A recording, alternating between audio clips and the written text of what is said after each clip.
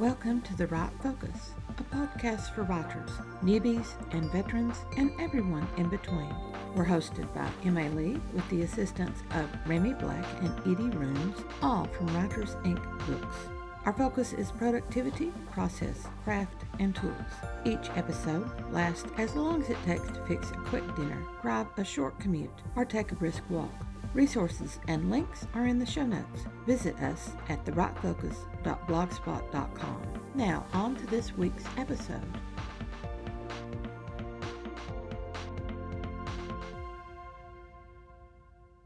We're talking branding. Before we launch into this week's episode, let's have a reminder. First, we have nanoseconds to capture a reader's interest. We can capture that reader with 3 glances. The first glance is a cover that blazes with story. Our cover has to represent our story with 3 little words, focusing 1 on the protagonist, 2 on the subniche of the story, and 3 on setting, or another important aspect of the story. Glance 2, we select images that tweak what our competition is doing. Those 3 little words, ever so important, guide us. Then we narrow in to capture the mood or tone of our story. Glance 3 seals our contract with readers through clever titles and cover copy. In this episode, our focus is the first part of Glance 3, clever titles. Let's go. Glance 3. Brand through clever titling and cover copy.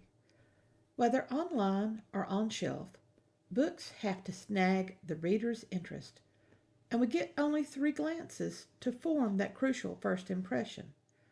Word of mouth and reviews might get a reader to our book, but that reader won't purchase when the cover is a turnoff or the first words don't pique curiosity.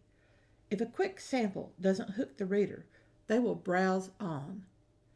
Our first job was deciding how we were going to hook the reader. What hooks the reader? We had 2 glances and 5 keys. Glance 1, understand the 3 essences of our story. Glance 2, clever iconography. Based on those 2 glances, we had 6 keys. First, a strong protagonist juxtaposed with the event. Our example was Ellis Peters' Catfile, a peace-loving monk who solves gruesome murders. 2, a niche market. Hitting more than one niche increases the reach. Our 3 focused writers, Ellis Peters and Tony Hillerman and Elizabeth Peters, all hit 3 niches. Their covers didn't always manage to convey the 3 niches, but their breakouts came or were reinforced when marketing used iconography to convey the niches. Third key, interesting settings with protagonists who are of and from that setting. Hillerman wrote Desert Southwest Mysteries with Native American protagonists, unusual when he began. Ellis Peters wrote about a monk in the early Middle Ages, a time of civil war in England between King Stephen and Queen Maud. Elizabeth Peters set her series at archaeological digs with a strong woman who knew nothing but was willing to learn. Steampunk, magic and mechanics in a Victorian setting, is another example of this reader hook. Fourth key, connect quickly to the reader, either through sparking interest or through being like the everyday reader. Ellis Peters knew that many people were interested in archaeology and crime solving, even though they knew little about it. Her protagonist, Amelia Peabody, also knew only a little about archaeology and crime solving. Instant connection. Fifth key, convey the tone through the cover image. Stories of murder need dark colors. Stories with a femme fatale need to lure as well as repel. Looming evil can only be conveyed through positioning of objects. Different kinds of stories require different kinds of images. And key 6, highlight any difference between you and your comparables in the marketplace. Showcase what separates your book from others. Then we hit our problem. Even with strong iconography, it is often necessary for the reader to pick up the book by reading the two-part market copy, which is the quick tagline with the description at the online retailer's book page or the back cover of the physical book. When browsing readers stop long enough to pick up the book, we have hooked the reader. They haven't bitten hard enough that we can catch them. We still need to reel them in. What hooks the readers? Iconography captures the reader's attention. They pause in their browsing, treading water while they take a longer look, maybe nibble a little, but they still haven't bitten. Now our question is, what will change a nibble into a bite? Time to back up to glance one in those three little words. Just as they guided story development and cover imagery, they will guide the cover wording. Those three little words are the foundations for everything: characters, plot, covers, market copy, and all promotions. So that first job is now over. We have our three words matched to our cover image, and we move into our second job: understand our keys. We capture the sale with titles and market copy. Every marketing and cover decision is guided by the three little words. Covers will hook the readers but not catch them. An evocative title and great market copy for the book are needed to turn a nibbling reader into a biting one who will take your book to the cash register. Both title and market copy depend upon the three little words. If the cover imagery can't convey all three, then the title and market copy together must do so. Good market copy will capture the story and leave a question in the reader's mind, a question that the end of the book will solve.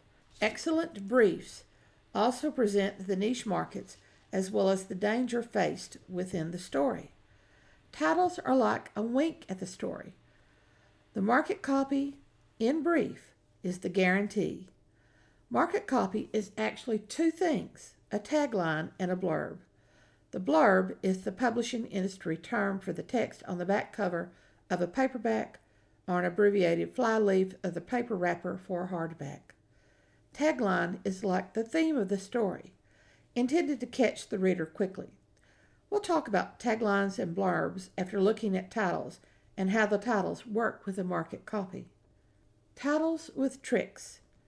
Besides the three little words, we writers also need to use the tricks of the writing trade. The following are 12 literary terms associated with book titles. All but the first three titles were taken from the 2019 Barnes & Noble bestseller list. The first three just popped into my mind. Alliteration. Similar sounds in a short space. Gone girl. Antithesis. Two opposing words working together. Lovely bones. Allusion. A reference to a well-known literary or artwork or historical event. The Way to Dusty Death, which also uses alliteration. Figurative language. Three most common are simile, metaphor, and personification, combined with symbolism for double emphasis. Our example: Where the Crawdads Sing. Symbolism: a spark of light. Exaggeration: the 10,000 Doors of January. Simple statement: while special tricks make titles memorable, nothing beats the clarity of a simple statement. The Guardians. A pun or play on words: How happiness happens. A play on a famous saying. This one is based on the What Happens in Vegas stays in Vegas. What happens in paradise. Shock value: the subtle art of not giving a fudge. Edgy: the hate you give, with U, not as Y-O-U, but the alphabet letter U. Nostalgia: the world that we knew.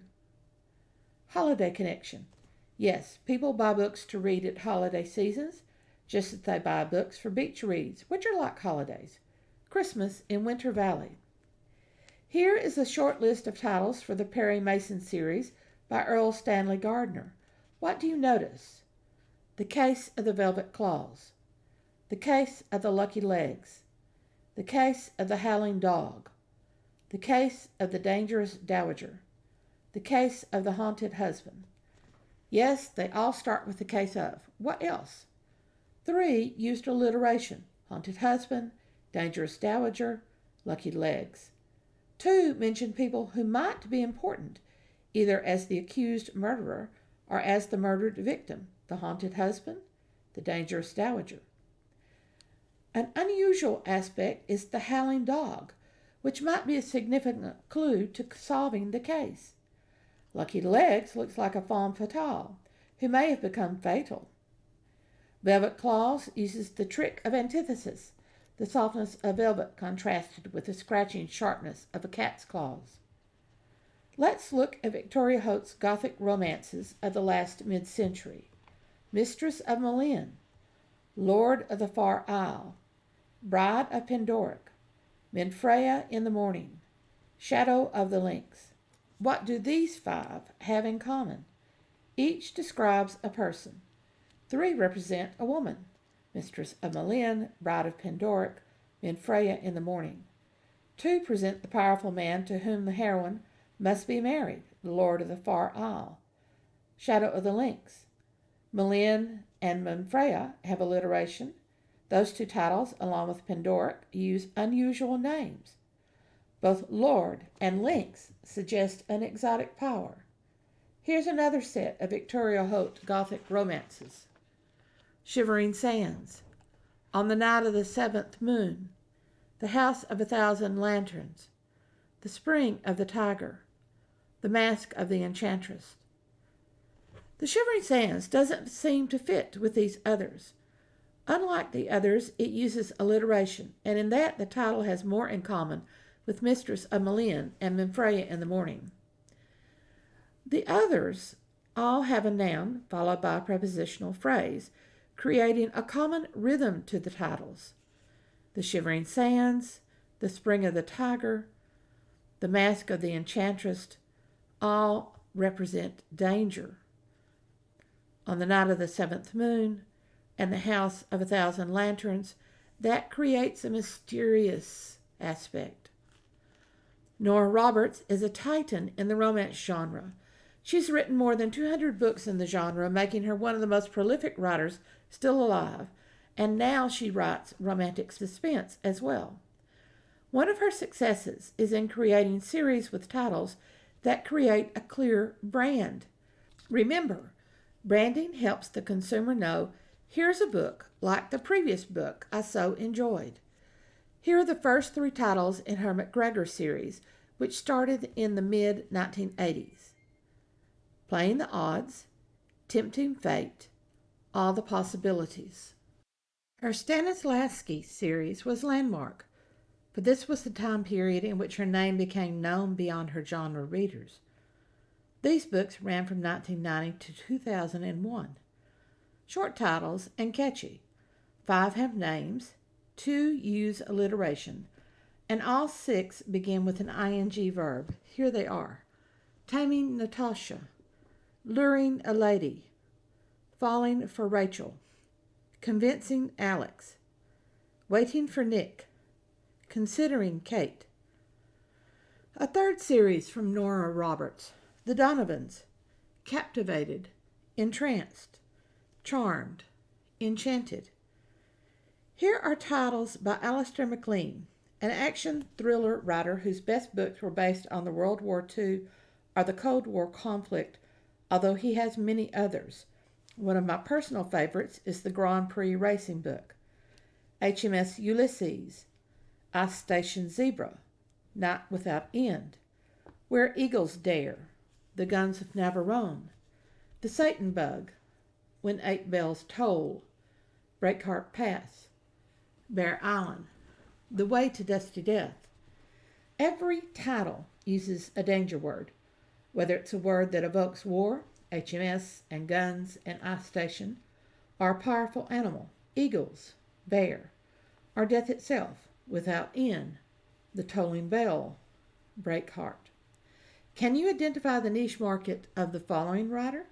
Whip Hand, Bolt, Flying Finish, Sleigh Ride, High Stakes, Gamble, Bloodsport, For Kicks, Long Shot, Triple Crown. The last one gave it away. The writer is Dick Francis, a former champion jockey who gave up that career after a bad fall and turned to writing crime and thriller novels, penning over 40 bestsellers. Finally, here's a selection of book titles by Phyllis A. Whitney, the source of much of my formative reading. The selection is random, but I was very deliberate in my choices. All use color, some use jewels. Red is for murder. The Silver Inkwell, Silver Hill, The Fire and the Gold, Snowfire, Domino, The Moonflower, Black Amber, Sea Jade, Amethyst Dreams, Silver Hill, Hunter's Green, my personal favorite, The Turquoise Mask, The Golden Unicorn, The Ebony Swan. Now, look at these titles, again random, avoiding the colors of the first list. Daughter of the Stars, Woman Without a Past, Rainbow in the Mist, Feather on the Moon, Listen for the Whisperer, one of the scariest books I've ever read. Not horrifying, it's not gory, it's scary. Whitney has other titles, Columbella, my sister's favorite, Lost Island, 7 Tears for Apollo. Whitney is branding her titles for her audience, although her brands are not as obvious as Dick Francis or Earl Stanley Gardner. The reader familiar with previous books will be drawn to the next books. With MacLean, you can see the action-adventure focus. With Roberts, you can see the romance emphasis, as well as the connecting links for books and series. This is what we writers strive for, a recognizable brand that will draw readers from one book to the next. That's titles. In the next section, we're into taglines and blurbs, also known as book description or back cover copy.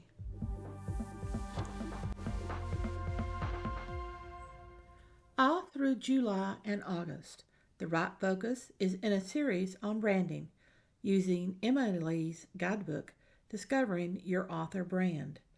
A link to view images of the covers discussed is in the show notes. Worksheet templates and a video trailer script are available at Buy Me a Coffee. Find that link also in the show notes. Thanks for listening to The Right Focus, a podcast for writers at all levels, hosted by Emma Lee from Writers Inc. Books, assisted by Renee Black and Edie Runes. Our focus is productivity, process, craft, and tools. Music is licensed through Audio Jungle, called Background Music Loop. Its creator is Alexander Polishchuk, known on Audio Jungle as Plastic 3. The music comes in different iterations.